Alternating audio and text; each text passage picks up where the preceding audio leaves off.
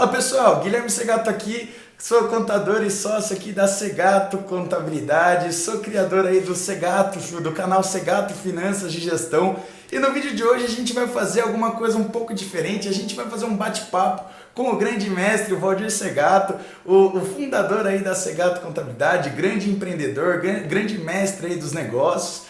E no vídeo de hoje o intuito é a gente fazer um bate-papo aí sobre planejamento tributário de uma maneira em geral, seja para pequenas empresas, seja para empresas que está saindo ali do nível de ser pequena, já está passando para um nível de médio porte, seja para empresas multinacionais. O intuito aqui é a gente fazer um bate-papo aqui bem despropositado aqui, sem nenhuma linha de raciocínio mais técnica, tá, pessoal? Realmente conversar aqui da importância do planejamento tributário, como que se faz um planejamento tributário de uma maneira em geral, de qualquer tipo de empresa, quais são os benefícios do planejamento tributário, o que o planejamento tributário ele pode agregar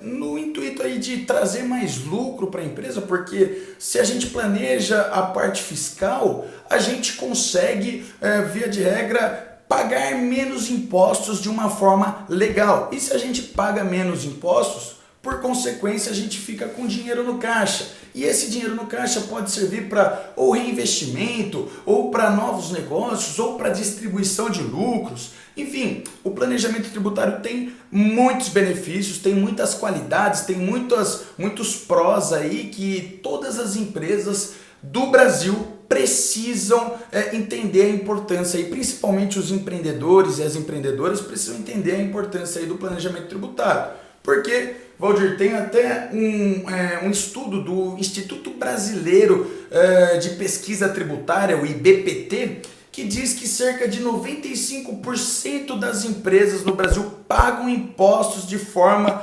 indevida, seja pagando impostos a menor, seja pagando impostos a maior. Então, o intuito do vídeo de hoje é fazer esse bate-papo. Por favor, Valdir, bate um papo aí com a galera, fala aí com a sua experiência, o que você entende de planejamento tributário, ao seu ver, o que é o planejamento tributário, quais são os benefícios, o que uma empresa traz aí de qualidade quando ela tem uma visão que ela alinha o planejamento, seja da missão, visão e valores dela, para junto ali do dia a dia da parte fiscal tributária. Fala um pouquinho aí com a gente.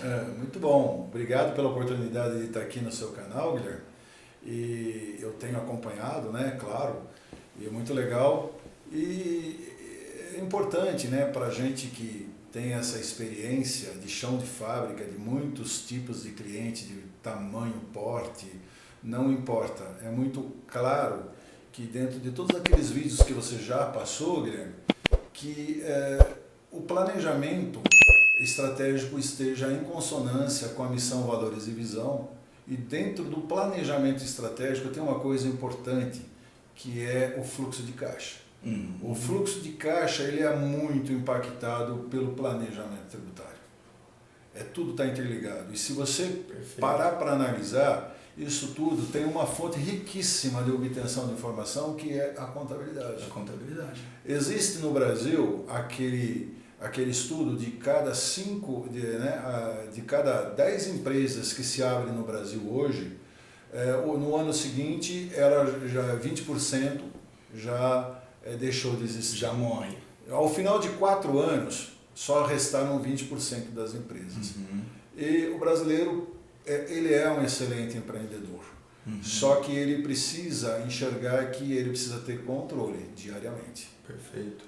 E você falou um termo importante aí, que é obter o lucro. Né? Não nos esqueçamos que a fórmula, a partícula que leva, né, a equação que leva à obtenção de lucro é uma fórmula que vem do preço de venda. E não é nada mágico. Nada, o preço de venda é conta básica da matemática. Exatamente, não precisa ser profundo negociante. Não precisa ser. Na verdade, uma coisa tem que se destacar aqui: o empresário ele está focado no negócio dele. Sim. E cada macaco no seu galho. essa questão do planejamento tributário, existem profissionais excelentes e outra, né? Você às vezes está pagando R$80 de uma coisa que você acha que é pouco, R$80, mas soma com outra, no final do ano, veja quanto isso dá. Claro. Então a gente, isso, como é que são a sua frase que você sempre utiliza, né? São, como que é? As formiguinhas que derrubam as grandes construções, né? É bem por aí, porque na empresa, como eu disse, o lucro, ele vem de uma fórmula chamada preço de venda. E o preço de venda nada mais é do que o custo do produto ou do serviço que você está entregando, gerando, mais os impostos, mais o teu mercap, aquilo que você quer como lucro daquela operação. Perfeito. Porque você precisa analisar que você dificilmente se mexe no custo. O teu fornecedor, o teu empregado, ele não vai querer baratear o salário dele. Muito pelo contrário, né? A tendência é que ao longo do tempo, claro que existem casos e casos, mas via de regra é isso, né? O máximo que você consegue é uma flexibilização ali em termos de prazos de pagamento. Perfeito, mas dentro dessa questão de custo, vamos analisar, por exemplo, uma indústria, um comércio. Ele precisa, matéria-prima na indústria, ele precisa comprar bem do fornecedor. Ele precisa pagar o fornecedor num prazo onde não esteja incluído ali despesas financeiras embutidas ali, que são as pequenas formigas. Então você não mexe, né? No comércio é a mesma coisa. Prazo de pagamento e prazo de recebimento é importante porque impacta diretamente no fluxo de caixa. Tem muitas lojas, comércio varejista, que ela compra do fornecedor a 30, 60 e 90, um volume grande do comércio atacadista. Só que aí ela vai vender, ela vende a 30, 60, 90, 120, 180 e vai causar um gap grande, porque vai acabar o dinheiro. Ela pode até ter margem, só que essa margem ela está dividida ao longo de muitos prazos, muitas parcelas, e o fluxo de caixa vai acabar comprometendo a saúde financeira da empresa. O fluxo de caixa, de novo, olha, ele vai consumir recursos do fluxo de caixa para pagar o fornecedor, mas cuja venda daquele fornecedor ainda não foi paga. Então, a velocidade também das vendas no comércio varejista é preocupante, porque às vezes a gente acha que a gente está vendendo mais e está ganhando muito.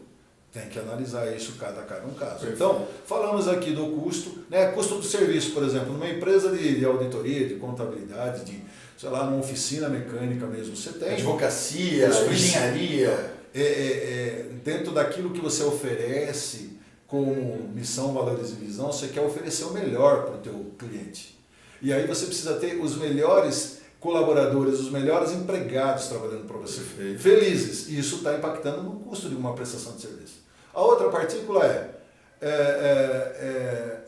são os impostos. E foi muito legal você trazer essa ideia de que o planejamento tributário, eu já estava dando uma palhinha aqui, você já chegando dizendo que o planejamento tributário ele tem que ser analisado inclusive conforme a estrutura financeira em termos de fluxo de caixa, em termos de resultado de uma empresa, porque a gente não consegue tomar uma decisão de como pagar menos imposto se a gente não conhece a estrutura de caixa em termos de prazo médio de pagamento, prazo médio de recebimento, fluxo de compra, né? Como que é o controle de estoque. Então, uma coisa está diretamente atrelada à outra. Então, eu já venho trazendo um outro benefício do planejamento tributário, que é, quando a gente conhece tudo isso, a pessoa que está fazendo o planejamento tributário, ela tira insights muito mais poderosos do que só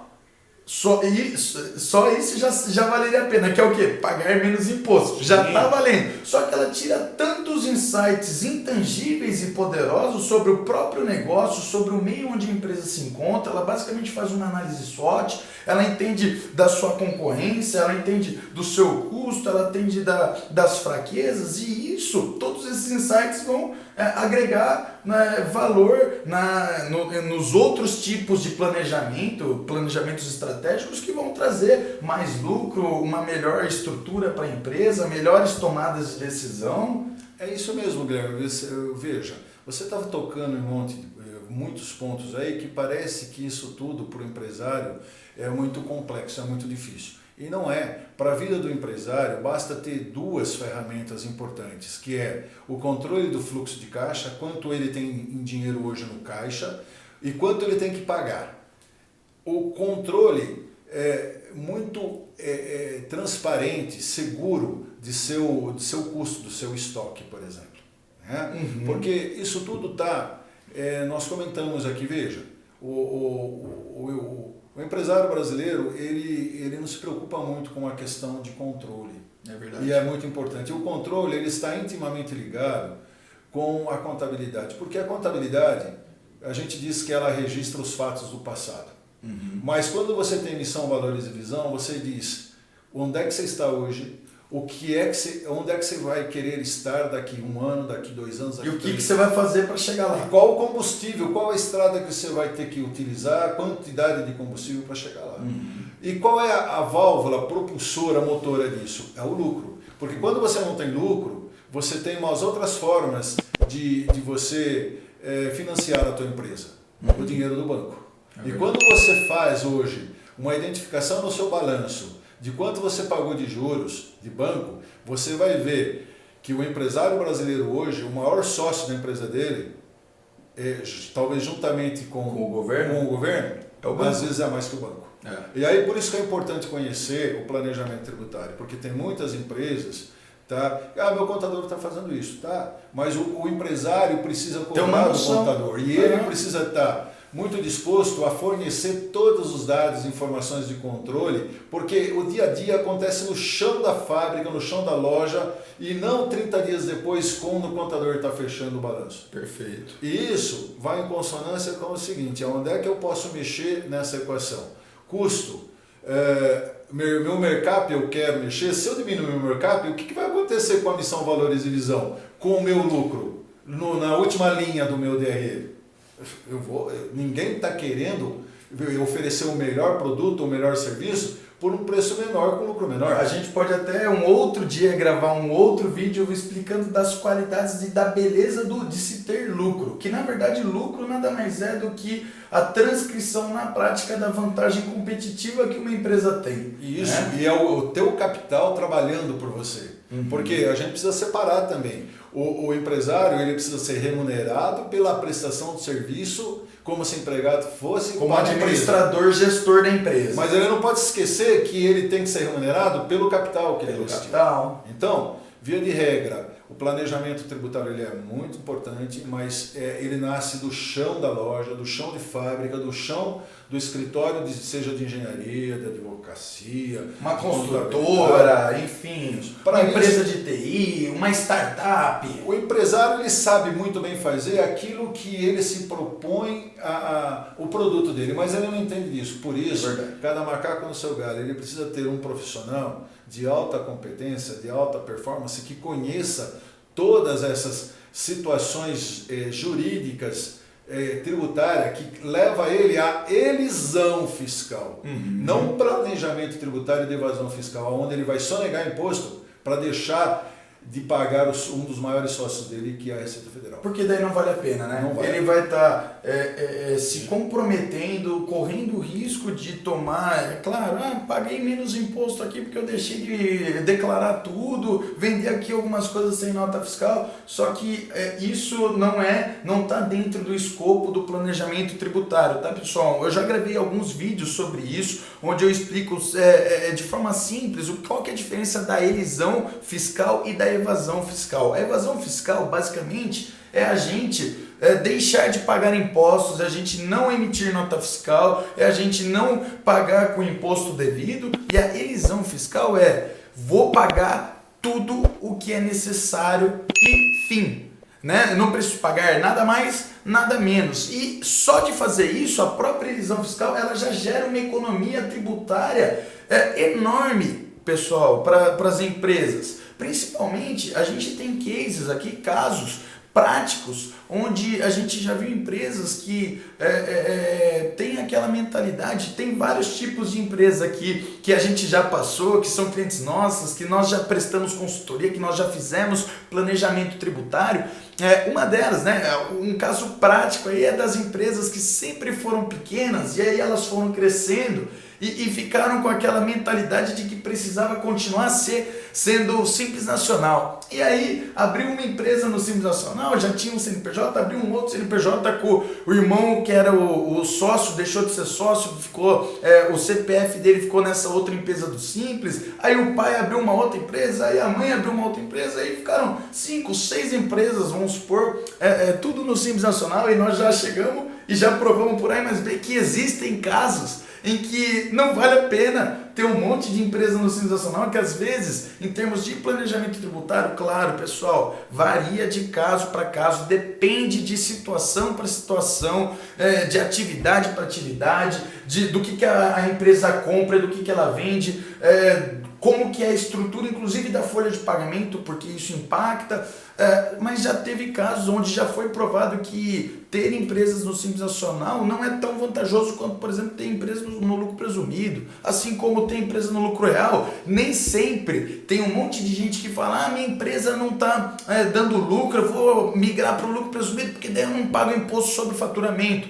Não é bem assim, calma. Né? A ideia generalista tá mais ou menos correta, mas no final do dia a gente coloca isso na ponta do lápis, nem sempre é assim, porque tem casos e casos, né? Então precisa ser mapeado tudo isso. Dei toda essa volta só para reforçar que tudo precisa mapeado, tudo ser mapeado, tudo precisa ser colocado na ponta do lápis e estudado, porque pode ter casos onde dá para a gente enxergar uma economia tributária muito mais vantajosa, digamos assim, estando num regime tributário do que se tivesse no regime tributário, sei lá, do Simples Nacional ou do lucro real, coisas do tipo. É verdade, ao longo de toda a nossa experiência, a gente já identificou, por exemplo, um grupo de família onde a empresa tecnicamente era uma só que eles abriram 5 CNPJ para isso. Só que isso traz um risco grande também, porque a Receita Federal, em algum momento ela está mapeando isso vai se considerar grupo econômico e vai transformar aquilo como se fosse uma única empresa.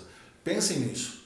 Outra coisa, não é porque é Simples Nacional que parte do pressuposto que tudo é mais fácil, que é tudo mais barato. A gente já tem casos aqui que Simples Nacional foi muito importante mudar para o lucro presumido, do lucro presumido foi muito importante ir para o lucro real.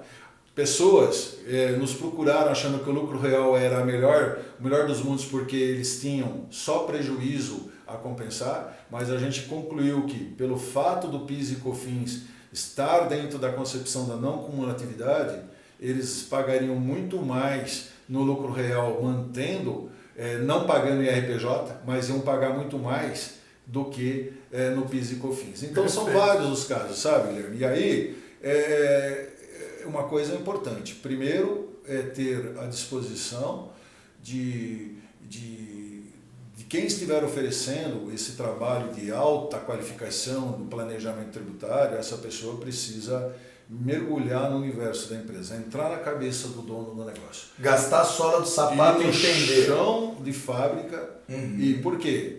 Isso tudo não basta simplesmente fazer um planejamento tributário e largar lá. Isso tem um negócio chamado gestão de risco. É o que a gente chama, né? Não adianta a pessoa ficar ali na salinha dele, ali no ar-condicionado e só assinar ali e falar, faça isso, faça aquilo. Não, precisa entender todos os buracos e as particularidades e as peculiaridades da empresa. Né? A gestão de risco, né, do planejamento tributário envolve isso. Quando a gente está falando de custo, a gente precisa ter acesso a todas as notas fiscais de compras, verificar a NCM, verificar se é importação, o que agrega nessa compra como custo, a mão de obra depois dos empregados, vale transporte se dá direito a crédito de PIS ou COFINS ou não. Então veja, é um universo bastante para quem abrangente. Então tem que se mergulhar. É complexo na prática, mas para o empresário, para o empreendedor, para o gestor, para a gestora que está nos assistindo, ele só tem que entender, na verdade, a gente mergulha um pouco na parte técnica e volta na parte gerencial, digamos assim. É só importante entender que dá para se trabalhar em cima disso, dá para se ter inúmeras vantagens, porque a gente já viu casos assim de empresas que, olha pessoal, uma conta básica, empresas que faturam algo em torno de 3 milhões e 600 mil reais no ano. Tem muita empresa que fatura 3 milhões e 600 mil reais no ano que, dependendo da estrutura tributária e onde ela se encontra, ela poderia estar pagando 10% a menos de imposto, que daria 360 mil reais de diferença entre do que foi pago, do que poderia não ter sido pago, do que poderia ter sido economizado, que o empresário, o empreendedor, a empresária nem sabe. Imagina, o que uma empresa hoje não faz com 360 mil reais na mão, com a economia, uma empresa que fatura 3 milhões e 600, ela deixa de pagar legalmente 10% de impostos, né? Tem outros casos que não precisamos ir longe, que a gente coloque uma empresa que fatura um pouco mais, mas que ela deixe de pagar 1% de forma legal nos impostos, em 5 anos, é uma diferença, é uma economia que teria gritante. É isso mesmo, Guilherme. Não importa se é 10%, como no seu exemplo citado, eu vou sempre naquela minha filosofia. São as formiguinhas que derrubam as grandes construções. Mas se ele estiver pagando 1%, 0,5% a mais imposto sobre 3 milhões e 600 no ano, ele está pagando 18 mil reais. Ao final de 5 anos, você veja aí, vai dar quase 100 mil reais que ele desembolsou. Às vezes isso é o lucro. Tá? Verdade. Então é assim, o que eu deixo aqui como uma grande, né, um grande conhecimento que eu obtive ao longo de toda a minha experiência, que o planejador tributário, ele é o contador, ele tem que usar a contabilidade, tem que ir ao chão de fábrica, conhecer, não importa o tamanho, os mínimos detalhes, verificar como que é a questão do financiamento da compra, do financiamento da venda, tá? Isso é importante, reduzir prazo de recebimento, aumentar prazo de pagamento, não gerando multas, não gerando juros sobre isso. Perfeito. E não esqueçamos o seguinte, tá?